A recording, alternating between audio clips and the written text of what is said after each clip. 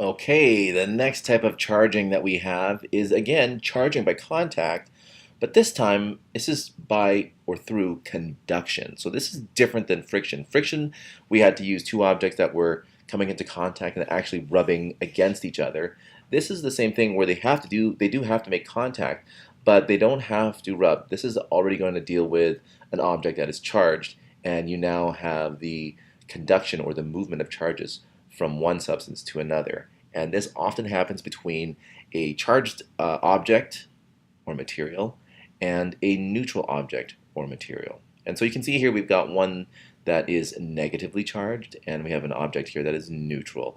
Now this is we're assuming here that conduction, that this transfer can actually take place, that these are substances that that this substance here will have no problem giving up its charge to this object here. Not all substances will do this, but for this demonstration we're going to assume that it does. And when we do have that, this is what will happen. So there's our substances there, and what we're going to do is we're going to start the animation.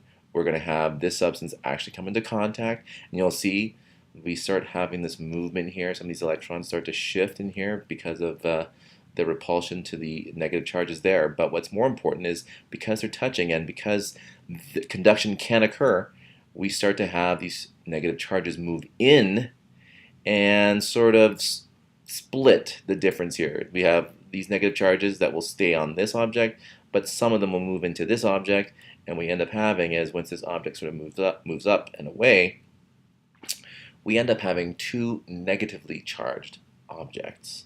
And you can count those negative signs up and compare them to the number of positives that we got in there, and you'll see that yes, indeed, we do have both objects have more negative charges than positive.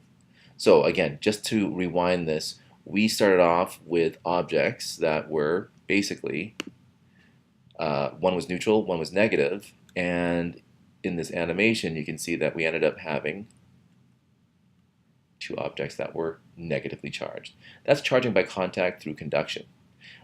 But what if we started with something else? What if we started off with an object that was positively charged, touching or coming to contact and conducting with an object that was neutral?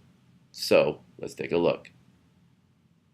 Again, we'll have those two materials come into contact with each other, and you'll notice here that the electrons, or sorry, the negative charges from the neutral object are going to be attracted to this overall positive object here. And what's going to happen is that those negative charges from the neutral object will transfer over to this positive object. And again, not all of these charges will go there, but some of them will, and it's going to basically create two positively charged objects. And again, you can count them. You'll see that there's more positive charges than negative charges overall for both of these objects. And again, you end up with charging by contact through conduction. And this is what happens when you have a positive object. Let's rewind this, touching a neutral object, and when we have those things come together, that's what we end up with. Charging by contact through conduction, whether it's a positive or negatively charged object.